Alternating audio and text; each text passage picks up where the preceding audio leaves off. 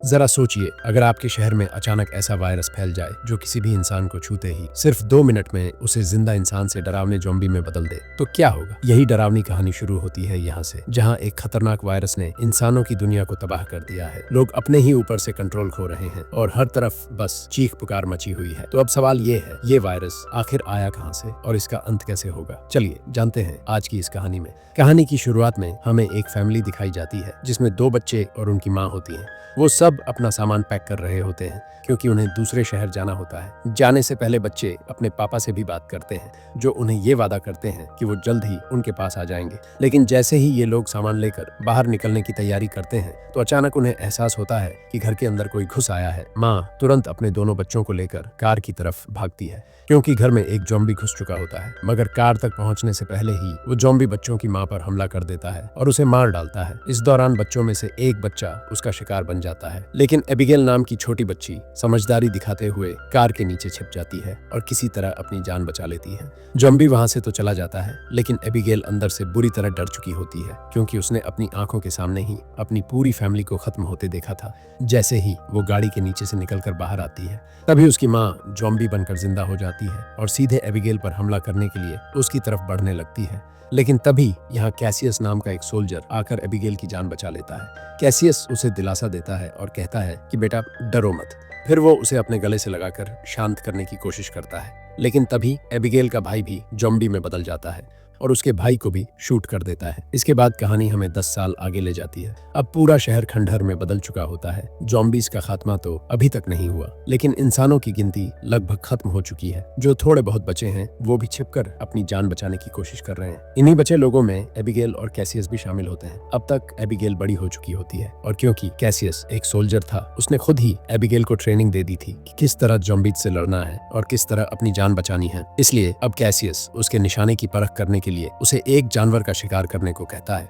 इसीलिए Abigail Cassius की बात मानते हुए बड़ी आसानी से उस जानवर का शिकार कर लेती है। ये देखकर कैसियस भी काफी खुश हो जाता है और दोनों उस जानवर का मांस अपने रात के खाने के लिए जमा कर लेते हैं। अब रात हो चुकी थी तो उन्होंने वहीं रुककर रात बिताने का फैसला किया।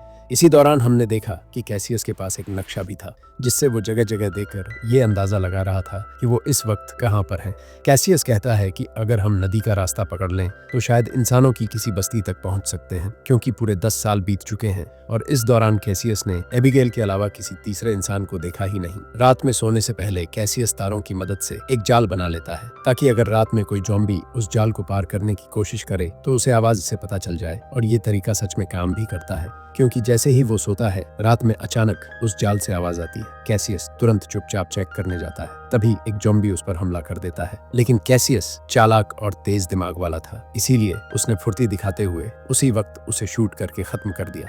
इसके बाद कैसियस एबिगेल से कहता है कि यहाँ और भी ज़ॉम्बी आ सकते हैं, इसलिए अब हम इस जगह ज्यादा देर नहीं रुक सकते, हमें तुरंत यहाँ से निकलना होगा। इसलिए दोनों अपने घोड़ों पर सवार होकर आगे बढ़ जाते हैं। चलते चलते कैसियस को एक आवाज सुनाई देती है तो उन्हें दिखाई पड़ता है कि ज़ॉम्बी ने एक गाड़ी वाले पर हमला कर दिया है। लेकिन तभी उन गाड़ी वालों के पास एक ज़ॉम्बी आ जाता है। कैसियस मना करता है कि चुप रहो और गोली मत चलाना, लेकिन एबिगेल मानती नहीं और उस ज़ॉम्बी को शूट करने की कोशिश कर देती है, पर निशाना चूक जाने की वजह से गोली ज़ॉम्बी को लगने के बजाय इंसानों में लग जाती है। ये देखकर कैसियस एबिगेल पर गुस्सा करता है और कहता है, मैंने तुम्हें रोका था, फिर तुमने ये क्यों किया। मजबूरी में कैसियस को उस जख्मी इंसान को मारना पड़ता है। इसके बाद वो लोग गाड़ी से जरूरी सामान उठाकर वहां से निकलने लगते हैं, लेकिन तभी कई और गाड़ियां आकर एबिगेल और कैसियस को चारों तरफ से घेर लेती हैं। वो कहते हैं, तुमने हमारे साथी को क्यों मारा, अब इसकी सजा तुम्हें भी मौत से चुकानी होगी।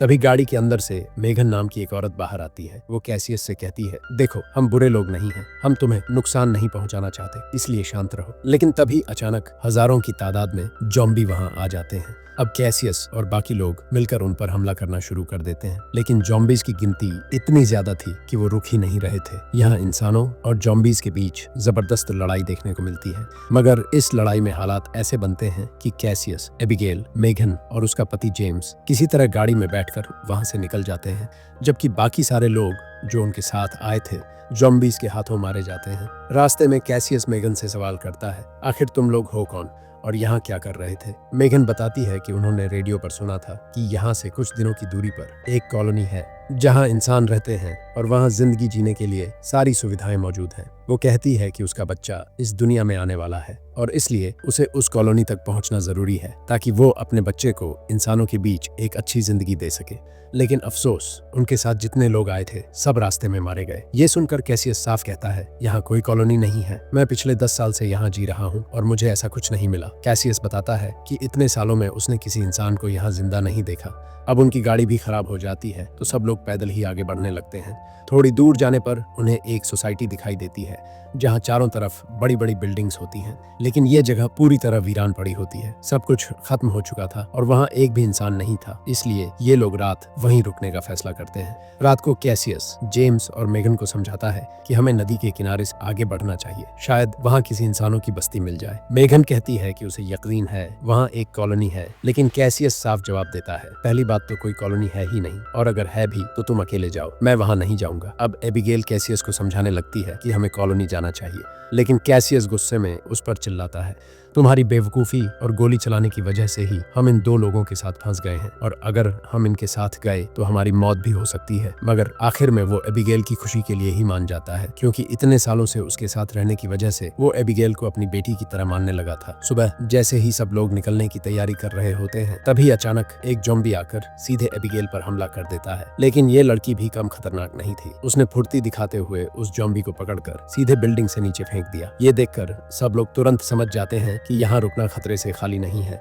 क्योंकि ये ज़ॉम्बीज़ बाकी जगहों से अलग थे। ये चालाक थे, यानी ये पहले से भी ज्यादा खतरनाक थे। लेकिन जैसे ही एक ज़ॉम्बी कैसियस के लगाए ट्रैप पर पैर रखता है, अचानक जोरदार धमाका हो जाता है। ब्लास्ट में कुछ ज़ॉम्बी तो मारे जाते हैं, लेकिन कैसियस और बाकी लोग तब तक सोसाइटी से काफी दूर निकल चुके होते हैं। अब कॉलोनी तक पहुंचने में इन्हें करीब 6 दिन का सफर तय करना था और ये सफर आसान बिल्कुल भी नहीं होने वाला था।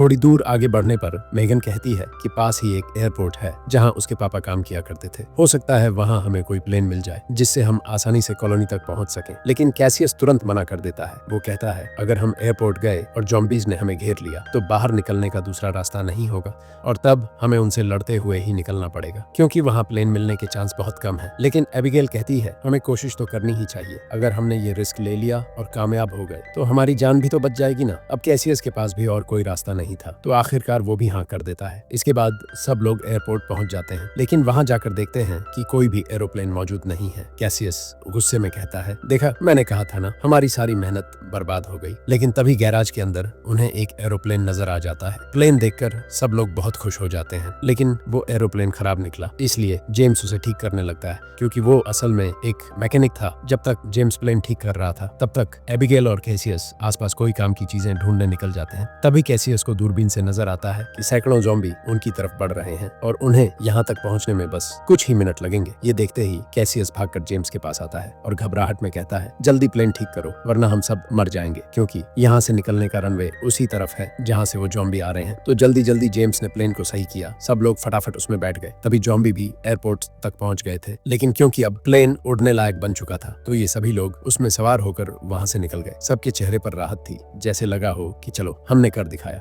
लेकिन किस्मत ने ज्यादा देर तक साथ नहीं दिया। थोड़ी ही दूर जाने के बाद उनका प्लेन क्रैश हो गया। हाँ, अच्छी बात यह थी कि इसमें किसी की जान नहीं गई और फायदेमंद ये रहा कि प्लेन ने 4 दिन का सफर कुछ ही घंटों में तय करा दिया। अब कॉलोनी तक पहुंचने का उनका सफर बस 2 दिन का ही रह गया था, तो अब सब लोग फिर से पैदल ही आगे बढ़ने लगे। रात में मेगन कैसियस के पास आकर कहती है, देखो, मैं तुम्हारी बहुत एहसानमंद हूँ, तुमने हमारी इतनी मदद की, वरना हम यहाँ तक कभी नहीं पहुँच पाते। लेकिन मुझ पर एक एहसान और कर देना, अगर आने वाले वक्त में मैं मर गई तो मेरे बच्चे का ख्याल रखना। जैसे एबिगेल को तुमने बेटी बनाकर पाला है, वैसे ही उसे भी अपना मानना। मुझसे वादा करो, तुम ये करोगे ना? कैसियस थोड़ी देर चुप रहता है, फिर सिर हिलाकर कहता है, हाँ, वादा करता हूँ। इधर जब ये दोनों बातें कर रहे थे, उधर जेम्स किसी कोने में जाकर छुपा बैठा था। उसका पूरा शरीर डर के मारे कांप रहा था। असल में जेम्स के पैर पर एक ज़ॉम्बी ने काट लिया था, इसलिए उसने सोचा कि खुद को शूट कर दे ताकि मैगन या किसी और के लिए खतरा ना बने। लेकिन उसका इम्यून सिस्टम अच्छा था, तो वो तुरंत ज़ॉम्बी नहीं बना। उससे टाइम लग रहा था, इसी वजह से उसने खुद को मारने का फैसला टाल दिया। अगले दिन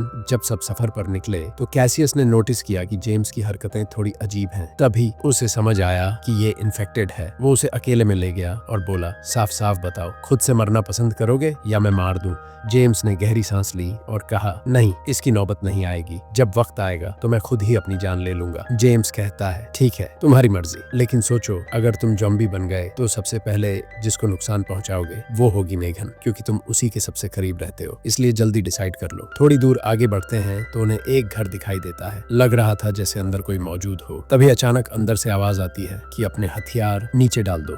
ये सुनकर सब लोग अपने हथियार एक बॉक्स में रख देते हैं और उसी वक्त वहाँ डेविड नाम का एक शख्स सामने आ जाता है। वो सबको घर के अंदर बुलाता है और कहता है, माफ करना, मुझे लगा तुम लोग चोर हो, इसलिए मैंने ऐसा बर्ताव किया। फिर वो बताता है कि दरअसल मैं एक साइंटिस्ट हूँ और यहाँ अकेला ही रहता हूँ। फिर वो कहता है कि देखो, ये जो वायरस फैला है ये बहुत बुरी चीज है, क्योंकि इसने इंसानों को ज़ॉम्बी में बदल दिया। लेकिन इसमें एक अच्छी बात भी है कि इसने इंसानों को अपग्रेड किया है। जैसे कमजोर लोग तो ज़ॉम्बी बनकर खत्म हो जाएंगे, लेकिन जो ताकतवर होंगे वही जिंदा रह पाएंगे। उसकी बातें सबको अजीब लगती हैं। सब सोचते हैं कि कितना सनकी आदमी है। ऐसा लग रहा है जैसे ये वायरस भी इसी ने हवा में फैला दिया हो ताकि सबको खत्म कर सके। लेकिन इससे पहले कि ये लोग और कुछ सोच पाते, तभी सब बेहोश हो जाते, क्योंकि जो जूस डेविड ने इन्हें पिलाया था उसमें नशे की दवा मिली हुई थी। सिर्फ जेम्स बेहोश नहीं होता, क्योंकि उसने वो जूस पिया ही नहीं था, लेकिन अब उस पर इन्फेक्शन का असर बहुत तेजी से बढ़ रहा था। और जैसे ही वो डेविड पर हमला करने की कोशिश करता है, लेकिन डेविड के पास एक डिवाइस होता है। उस डिवाइस से एक अजीब सी आवाज निकलती है जो जेम्स को वहीं जकड़कर रोक देती है। डेविड कहता है कि ये डिवाइस मैंने सालों की मेहनत के बाद बनाया है। इसके दम पर मैं दुनिया में कहीं भी जा सकता हूँ और कोई भी ज़ॉम्बी मेरा कुछ नहीं बिगाड़ सकता। अब डेविड सबको कैद कर लेता है और जब इन्हें होश आता है तो उनसे कहता है, मेरी वाइफ से मिलोगे क्या? वो तुमसे मिलने के लिए बहुत उत्सुक है। फिर वो अपनी पत्नी को लेकर आता है, लेकिन सब देखकर दंग रह जाते हैं, क्योंकि उसकी वाइफ एक ज़ॉम्बी होती है। असल में वो इंसानों को पकड़कर सिर्फ अपनी पत्नी की भूख मिटाने के लिए उन्हें खिलाता था, और इस बार उसे एक नहीं बल्कि चार शिकार मिल गए थे, जिससे उसकी ज़ॉम्बी वाइफ के तो मजे ही होने वाले थे। लेकिन तभी जेम्स अचानक उस ज़ॉम्बी वाइफ पर हमला करता है और खुद को आजाद कर लेता है। फिर वो बाकी सबको भी छुड़ाता है और सब मिलकर वहां से भागने लगते हैं। भागते भागते ये लोग डेविड की गाड़ी की चाबी भी उठा लेते हैं और उसी गाड़ी में बैठकर वहां से निकल पड़ते हैं। अब डेविड का दिमाग सनक जाता है, उसे गुस्सा आता है और वो कसम खाता है कि इन्हें छोड़ेगा नहीं। उधर जब कैसियस गाड़ी चला रहा होता है तो जंगल में छिपे हजारों ज़ॉम्बी अचानक इनके पीछे पड़ जाते हैं। कैसियस गाड़ी को तेजी से कॉलोनी की तरफ दौड़ा रहा था, लेकिन अचानक रास्ते में टूटे पेड़ की वजह से सबको गाड़ी छोड़नी पड़ती है। अब ये सब लोग ज़ॉम्बीज के बीच घिर जाते हैं और लगने लगता है कि अब शायद कोई उन्हें बचाने नहीं आएगा। तभी जेम्स कहता है, तुम सब लोग भाग जाओ, मैं वैसे भी इन्फेक्टेड हूँ, मैं इन ज़ॉम्बीज को रोक लूंगा ताकि तुम्हें निकलने का टाइम मिल सके। लेकिन मेघन उसे छोड़ना नहीं चाहती, वो रोने लगती है। जेम्स उससे समझाता है, तुम्हें हमारे बच्चे के लिए जिंदा रहना होगा, इसलिए मुझे जाने दो और मेरे बच्चे से कहना कि उसके पापा उससे बहुत प्यार करते थे। इसके बाद जेम्स ज़ॉम्बीज के झुंड में कूद पड़ता है और पूरी बहादुरी से उनका सामना करने लगता है। तब तक मेघन और बाकी लोग किसी तरह कॉलोनी तक पहुंच जाते हैं। उधर जेम्स को भी आखिरकार एक ज़ॉम्बी आकर मार देता है, लेकिन उसकी कुर्बानी बेकार नहीं जाती, क्योंकि उसी की वजह से मेघन और बाकी सब लोग सुरक्षित कॉलोनी तक पहुंच पाते हैं। ये कॉलोनी नदी के बीच बनी होती है, जहां कई बड़ी बड़ी नावों को जोड़कर एक तरह का सुरक्षित ठिकाना बनाया गया था। कॉलोनी के लोग तुरंत उनके पीछे लगे ज़ॉम्बीज पर गोलियां चलाते हैं और उन्हें अंदर ले आते हैं। अब कॉलोनी में आने के बाद मेघन के बच्चे को जन्म देने का समय आ जाता है, इसलिए वहाँ एक औरत उसकी मदद करती है ताकि मेघन बच्चे को जन्म दे सके। अगली सुबह डेविड भी कैसियस और बाकी लोगों का पीछा करते करते कॉलोनी तक पहुंच जाता है। वहां पहुंचकर उसे कई सारे ज़ॉम्बी दिखाई देते हैं। ये देखकर वो हंसते हुए कहता है, इन लोगों को क्या लगता है ये अपनी किस्मत बदल सकते हैं? ऐसा कभी नहीं हो सकता। लेकिन थोड़ी देर बाद वही औरत कैसियस के पास आती है और कहती है, माफ करना, हमने बच्चे को तो बचा लिया, लेकिन मेघन की जान नहीं बचा पाए। कुछ ही देर में उसकी सांसें थम जाएंगी। अगर तुम आखिरी बार उससे मिलना चाहते हो तो जाकर मिल लो। जब कैसियस मेघन से मिलने जाता है तो मेघन धीमी आवाज में कहती है, तुम्हें अपना वादा तो याद है ना, मेरे बच्चे का ख्याल रखोगे ना? ये सुनकर कैसियस भी इमोशनल हो जाता है और बच्चे को गोद में उठा लेता है। उसकी आंखों में आंसू थे, क्योंकि ज़ॉम्बीज ने पहले ही उसकी पत्नी और होने वाले बच्चे को मार दिया था। उधर दूसरी तरफ डेविड अपने डिवाइस से बहुत सारे ज़ॉम्बीज को आकर्षित करता है। फिर बड़ी चालाकी से वो उन सब ज़ॉम्बीज को उसको कॉलोनी के अंदर ले आता है। ये देखकर कॉलोनी में हड़कंप मच जाता है। लोग चीखते चिल्लाते हुए इधर उधर भागने लगते हैं। जॉम्बीज यहाँ मौजूद लोगों को पकड़कर शिकार बनाने लगते हैं, लेकिन कॉलोनी वालों को पहले से अंदाजा था कि आज नहीं तो कल ऐसा होगा ही। इसलिए उन्होंने पहले से एक अंडरग्राउंड टनल बना रखी थी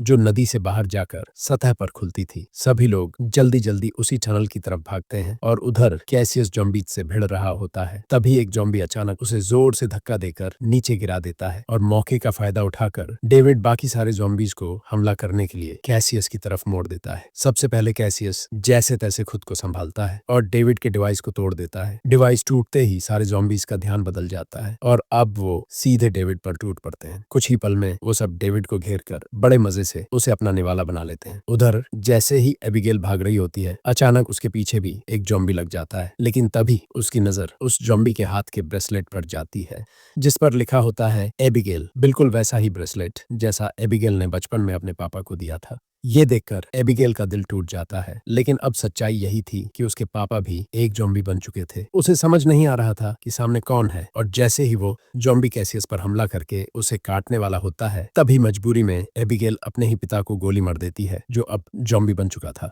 अब सब लोग बच गए थे और उनके चेहरे पर एक अलग सा सुकून था। इसके बाद सब लोग एक नई जगह की तलाश में निकल जाते हैं जहाँ कोई जॉम्बी ना हो, और इसी के साथ यहीं ये मूवी खत्म हो जाती है। दोस्तों, अगर आपको ये कहानी अच्छी लगी हो तो वीडियो को लाइक करना और चैनल को सब्सक्राइब करना बिल्कुल मत भूलना।